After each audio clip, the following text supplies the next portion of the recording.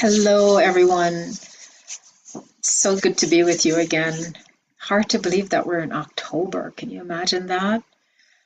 It's like, where has the time gone?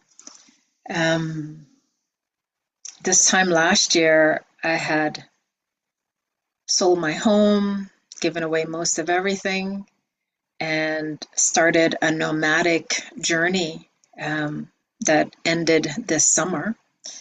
Um, and there was a lot of grief there for me, if I'm being honest. There's a lot of grief in given up my house and the things I didn't really have an attachment to. Gave some of those to my kids so they could start their new apartment. Um, but it's leaving the old life behind that really allowed me to step into this new space. Didn't know this is where it was going to lead. And I still don't know it because the unfolding is still happening. Um, but welcome, welcome. So before we get started, I want to just do a little grounding for each and every one of us. I know it helps me. I tend to sometimes be up here a lot. And by up here, I mean in the upper realms. And so I know that I have to bring what's up here down here. And those of you who are on the spiritual path know what I'm talking about, right? It feels so safe to be in these upper realms, right? Because it's peaceful and you avoid the chaos that's out there. But in reality, what we really have to do is how can we bring that embodiment of peace and that embodiment of true safety and security here to earth and in this physical body, because everything that we're living and going through is happening through this physical body. So let's get started. Let's anchor. So wherever you happen to be, of course, if you're driving, keep your eyes on the road. But if you happen to be at home, I'd like for you to just take a few moments for yourself. And we're going to begin by, take my glasses off. We'll begin by exhaling the breath out of our mouth. And just notice how that exhalation felt. Just give yourself permission to just breathe. Allow your body to breathe you. Nothing special I want you to do just yet. I simply want you to notice what you feel, what you sense, the energy in your body, the energy in the space around you. Let's take note of it. Bring your senses alive.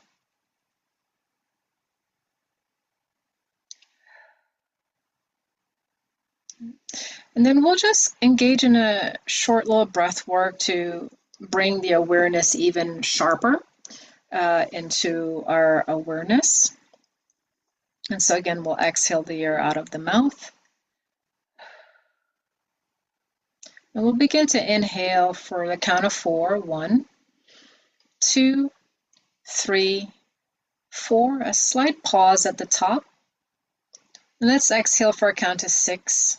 5, 4, 3, 2, 1. A slight pause at the bottom. Again, inhale for 1, 2, 3, 4. And exhale 6, 5, 4, 3, 2, 1. A slight pause. One more together like this. Inhale 1, 2, 3, 4. Pause. And then exhale 6, 5, 4, 3, 2, 1. And pause. And do that a few more times on your own. It's getting used to witnessing the breath. Getting used to bringing fresh new energy into the body. Allowing the mind to relax. And so by breathing, what we're doing is that we're beginning to use the tools that we have. And the tool that we have is our own body and breath. It's a technology system, right? And we tend to not look at the body, the energy body, the emotional body, the mental body as a technology, but it's all a technology system, right? So let's do 2 more rounds of that breath.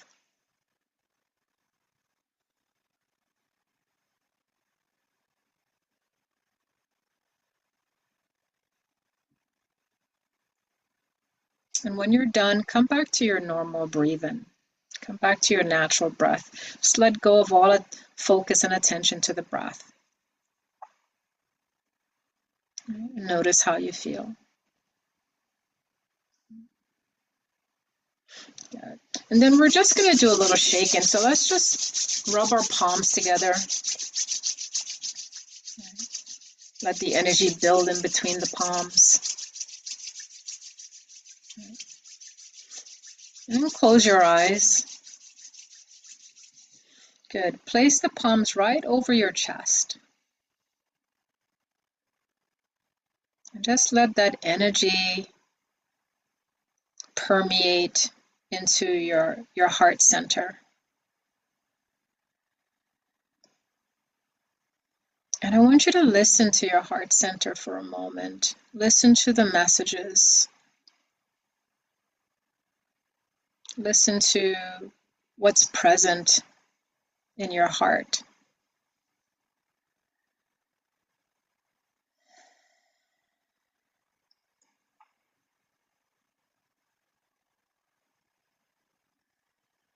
No judgment, no aversion. We're just greeting ourselves right here, right now, compassionately. Witnessing what is. And then let's just flick whatever your energy has been today. Just go ahead and flick that. Sorry, that was a call coming in. Oh.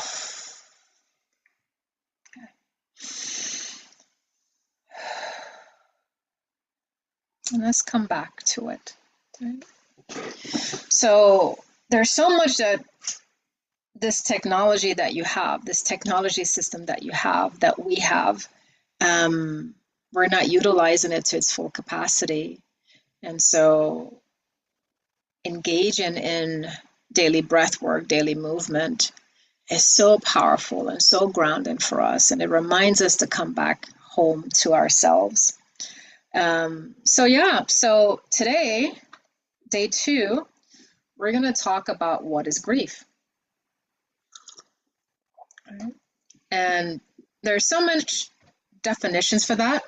And I wanted to read the definition to you that that's on Google that I looked at earlier. It says grief is a profound emotional and psychological response to loss, often characterized by intense sorrow, sadness, and distress, but also encompassing a range of feelings like anger, guilt, and despair. Right? It's a normal, albeit complex and personal process that can follow not just the death of a loved one, but also other significant losses such as divorce, illness, or job loss. And it continues to say that there is no one single way to grieve, as each person's experience is unique in reaction and timeline. Right? And that's a great definition of grief, right? It's the traditional definition of grief. And it's one that we've all experienced, right? We've all experienced the loss of something. It doesn't have to be a person in our lives, but something. We've lost the loss of something that we had an attachment to. And this brings us back to, so much of the great Eastern wisdom and yogic wisdom that talks about the perils of attachment. And I mean, I have to be honest, I'm still attached, right? I've been a yogi for almost 20 years and I'm attached to my kids. I love my kids. And so are all attachments bad? I don't think so. But when we experience the loss of something, that attachment really shows up, right? It shows where our heart energy has lingered so deeply that the absence of that thing renders us completely inoperable sometimes, right? It's like, oh, how can I move on without this thing? And in that moment, you don't have the answers. You don't have the answers of how to move on, right? So I want to share a little bit of my own personal experience. There are many different phases of my grief experience, and I've experienced different types of grief. Right? I lost my mother in 2015, and 2 years later, my husband. And I really want to share a little bit of his story. And so August of 2017, August 2nd to be exact, he passed away. And what's so powerful about this story, it sort of reads like something out of a movie. What's so powerful about it is that I had just returned from a trip in Thailand. And the trip that I took in Thailand was to take a course on death and dying. Right? Yeah, I said it. I went to Thailand to take a course in death and dying because at the time I was assisting people in their death journey. Loved it. I thought this was what I was going to do. I was excited about it. And I remember sitting in class one day and the teachers, the instructors of that course made a comment and they said, none of you are here by accident. Each of you will go home and do this work for someone that you know. And I remember sitting there and thinking about, oh, who am I going to work with next? Never in a million years thinking that the person would be my husband. And so I returned to Charlotte, and we had a really nice phone conversation because he was also on his way back with our kids from visiting family in the Caribbean. And so we had this beautiful communication where we were saying, can't wait to see you, because it had been about almost a month since I'd seen him. And our last message was, I love you. And never realizing that would be the last time I would utter those words to him in the flesh, right? Like over the phone. And several minutes later, I received a phone call that he had collapsed. Yeah, it still brings me to tears. And so this is grief, right? It lingers, but you learn how to allow it rather than stuff it back down. And so about an hour later, he passes away. And he had a pulmonary embolism, right? So his death was, he didn't suffer. It was quick. But what wasn't quick was the sudden shock that lasted for such a long time for me. And I went into shock right away in my system, in my body. My body did things that I never thought that it would do. And so over the course of these 8 years, in tending to my grief, I've had to completely strip myself. There was no other choice. The grief was so intense, so bold, so fiery, and it affected every aspect of me. So it's not just psychological, emotional, mental, but it's so physical. It was so very physical. My body did things that I never expected my body to do. And so the energy is rooted in the physical body, right?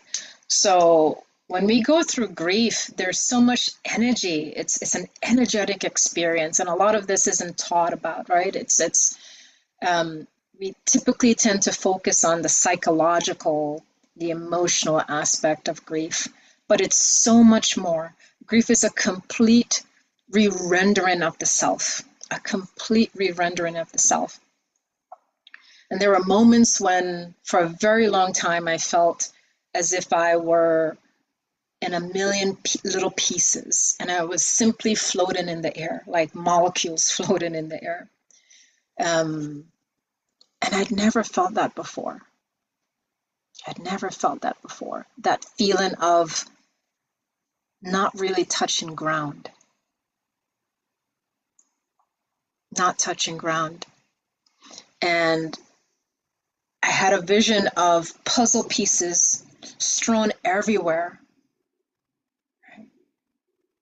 And there was this knowing inside of me that none of those puzzle pieces would ever come back in the same way. That everything will be reordered in a completely different way. So yeah, so what is grief, right? Grief comes about from endings, right? Whether that's a death or a change. Unlived dreams. One of the deep grief within this grief that I was experiencing was all the things that we had planned that would never happen, right? So that sense of a dream that you hold so deeply, and knowing that, oh, this will never be. That's another grief inside of the grief. And so the deep movement of grief within us is that it is helping us to show up with change, because grief reminds us of the impermanence of life. And we tend to walk around as if everything is permanent. Like my loved ones, my kids, my job, my house, everything is always going to be here. And the truth is, it's not. And so grief is sort of like that degreaser that helps to bring us back to reality. We don't like it because it's a disruption, it's a disturbance in our force, in the way we live life. But it helps us to develop more resilience in our nervous system to accept this impermanence. So it's a very deeply spiritual experience. And so these transitions that we go through, they have a very transformative effect on us. It's not that we don't see it while we're in the middle of it because we can't. And we're not necessarily meant to. We're meant to do the work when we're in it. But what it's the catalyst, the fire of grief, it's charring everything that we've ever held, ever believed in. And through that fire, through walking through that fire, at the end, we are able to look at what's left. What's left. And it's this burning away of any illusions that we hold, that the truth begins to rise to the surface. So we can definitely go through an existential crisis in the grief journey. I know I did. And I'm grateful for it because it reordered so much for me, right?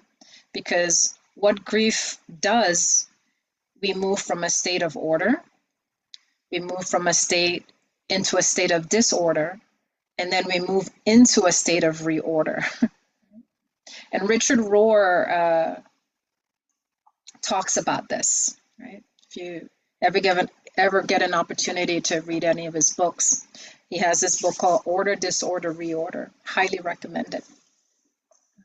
But grief is really inviting us to witness ourselves, who we've become, right? Our resistance to change, our resistance to pain, the aversions that we might have in life, right? So it's really waking up the areas that we might have neglected inside of us, things that the comfort that we built around us. It also awakens dormant parts of us, right? It awakens dormant parts of us, and it reveals all of the unhealed portions that we just set aside. And this happened for me in so many ways. It brought back so many aspects of my wounded self to the surface. And the invitation really is, can you hold this? Can you love this? Can you tend to this? And what I realized was this offering was an opportunity for me to welcome these parts of me and to hold these parts of me and to witness these parts of me. And so in reality, looking back, I realized that what grief was really inviting me into was more wholeness. It was giving me an opportunity to come into an expansion that I never thought or realized that could happen within my heart. But that's exactly the medicine that it's given us. It's given us an opportunity to expand our heart beyond our wildest dreams. Right? Amazing that something of that magnitude, of that pain, of that sorrow, can also awaken us into higher levels of our being, to hold compassion for the self, to hold compassion for other people, even if they're not like us, because we've lived it, experienced it. We can walk with another, we can sit, we can hold space and not run away. And oftentimes it's difficult for people to sit with someone who's in grief because, my opinion, it reminds them of what could be. It reminds them of the reality and the truth of life, that all of this shit is impermanent. It's all shifting, changing. None of it is static. So I want to invite you really quickly to maybe think about something small in your life that that you've been feeling some sadness about, because sadness, it also reflects that there's some grief there. Right? Sometimes we don't make the connection. So just want you to think about something that you've been sad about lately. And you can close your eyes or leave it open. And as you feel this sadness, maybe place your hand on the parts of your body that you feel this sensation of sadness. Oftentimes, for me, it's going to be my chest, because the grief lives in the chest mostly. But I have also found that grief lives in the womb as a woman. So both places. And so notice what you feel wherever you have your hand. Just notice what you feel. Just pause to be with it, to breathe with it.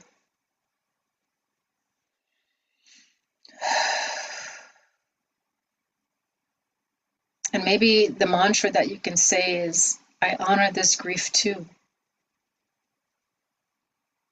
Just to witness it and to be a part of it. I honor this grief too. I honor this sadness. Because oftentimes these emotions, and emotions are energy in motion. It's active, it's alive. They're simply wanting to be known, to be witnessed, to be acknowledged. And so in honoring the sadness that you may have, That's exactly what you're doing. You're acknowledging the energy in motion. And so the series, The Fire of Grief, it's meant for us to walk with our grief in a very different way, rather than seeing it as this thing that is horrible or bad or negative, but instead, how can we use it for the benefit of our growth, while at the same time being so true to the experience of it, to allow ourselves to be with all of the unfolding emotions, the tears that never seem to end, the discomfort in the body. This is the journey. There are no shortcuts to it. The shortcut is if we choose to resist and have an aversion to it. But to resist and have an aversion of it is to resist yourself and to have an aversion to yourself. And in this awakening process that we're all going through, we're doing quite the opposite. We're saying, no, I welcome all of myself to this experience. This experience right now that I'm having, I welcome these parts. To be felt, to be seen, to be honored. And so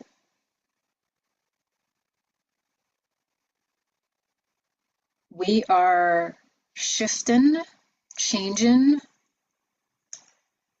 experiencing life from a completely different space, our consciousness, where grief is a consciousness as well.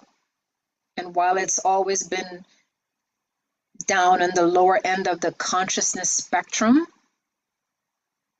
because of the intensity of it, we can also use it as fire,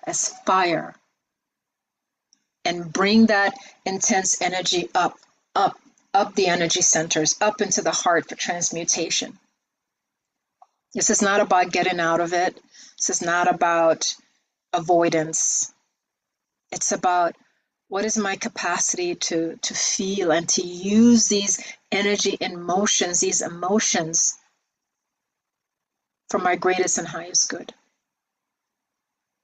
It's not an easy journey, and this is why many people don't do it, because it is not an easy journey. It is not the path that most people take. And so for those of us who have chosen to walk in the fire with grief and to not look at it as a stepchild,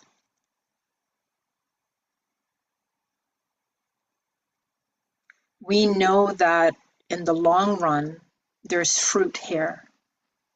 And it's not low-hanging fruit, by the way, right? It's going to take time for fruit to appear on the tree, but there's fruit here.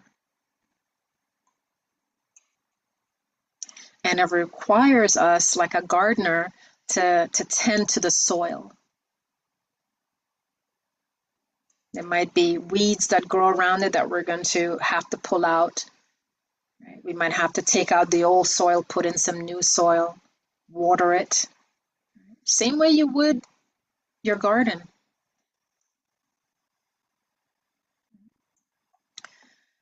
So I think this is a good stopping place for today.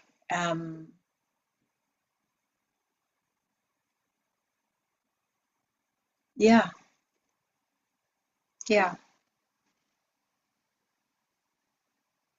Oftentimes I used to say that grief is such a bitch, right?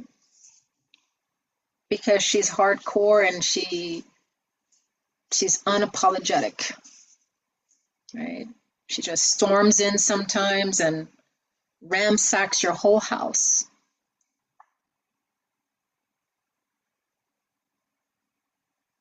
And what comes to mind is this poem by Rumi, The Uninvited Guest, about inviting in the uninvited guest and having tea with it. See what it has to share with you. See what it wants to reveal to you. And that's what we're doing here.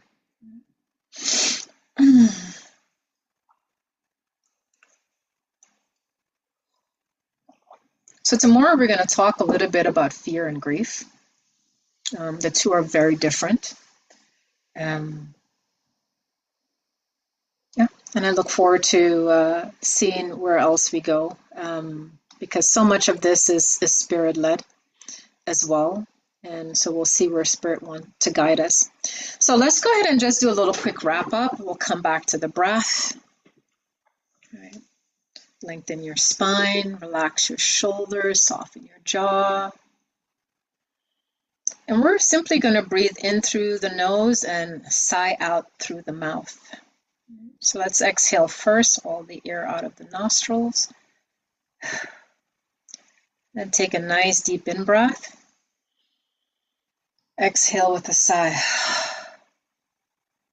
Inhale.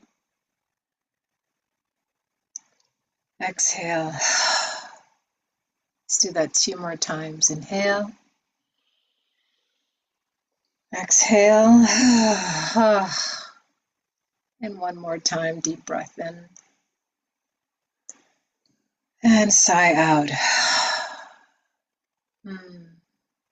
Sighing always feels so good.